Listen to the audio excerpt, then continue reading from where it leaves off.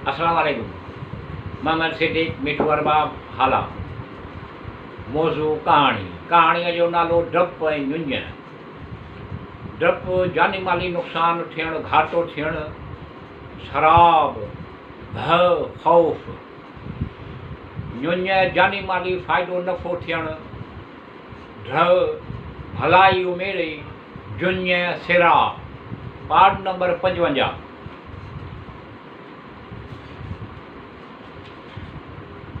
ऐं उन्हनि माण्हुनि चयो, असीं ॾंड ऐं सज़ा मां निजात हासिलु कयूं।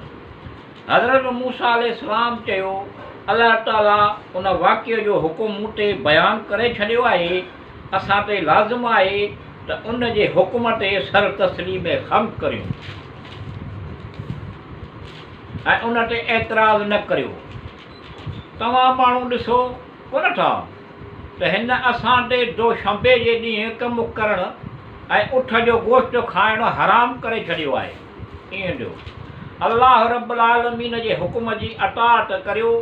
हज़रत मूसा अलैहिस्सलाम जिन चाहियो त उन्हनि ते लाज़िम करे। अल्लाह रब्बुल आलमीन जे तरफ़ां वही आयो, फरमायो इन्हनि जे सुवाल खे क़बूल करियो त क़ातिल खे ज़ाहिर करियां ऐं ॿिया माण्हू गुनाह ऐं तुहमत मां निजात हासिलु कनि। ईअं ॾियो, वही आई। हज़रत मूसा अलैहिस्सलाम जिन खे फरमायो, बनी इसराइल खे चयो त ख़ुदा क़ातिल जो पतो हिन तरह लॻाईंदो, हिकु ढॻी ज़बह करियो ऐं उन जो गोश्त उन मक़तूल जे लाश ते हणो त इहो ज़िंदा थी वेंदो। अगरि तव्हां माण्हू फरमान ख़ुदा जी अताअत करियो था त जो कुझु चयो आहे उन ते अमल करियो।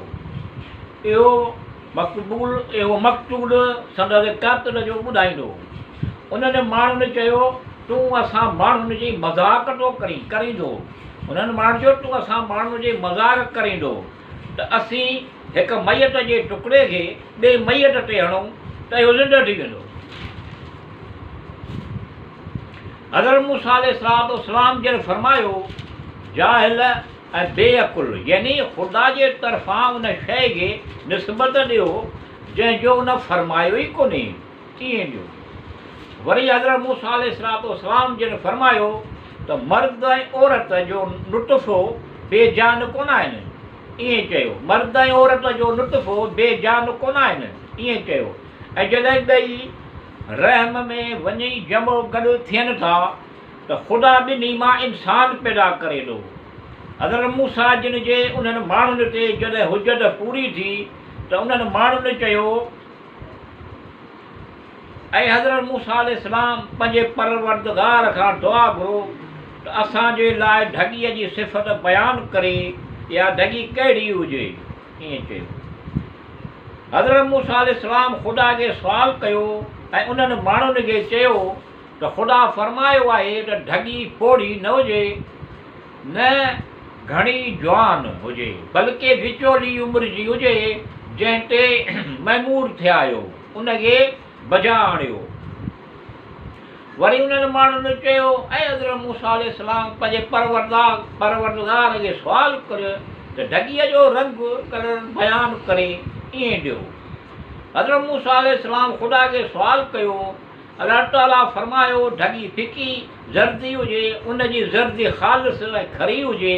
ईअं न कि घटि थोरो रंग हुजे जो अछी ज़ाहिर थी वञे, एतिरी घणी रंगीन हुजे जो कारी माइल, बल्कि उनखे ख़ुशि रंगी ऐं हुस्न ॾिसण वारनि खे ख़ुशि ऐं मसरूर करे छॾे। ईअं ॾियो। वरी उन्हनि माण्हुनि चयो, ऐं हज़रत मूसा अलैहिस्सलाम पंहिंजे परवरदिगार खे दुआ घुरो जहिड़ी तरह ढॻीअ जा उसाब ॿुधाया आहिनि, उन खां अलावा उन जो कुझु ॿियूं वसिफ़ूं बयानु करे। ईअं चयो। उन करे त असां ते शुबा न थी वियो, असांजो शुबा थी वियो आहे, छो त उन जी सिफ़त जूं घणेई ढॻियूं आहिनि। ईअं ॾियो। हाणे अगरि ख़ुदा चाहियो त असीं उन ढॻीअ खे सम्झंदासीं जंहिंखे ज़बह करण जो हुकुम हिन ॾिनो आहे। ईअं ॾियो।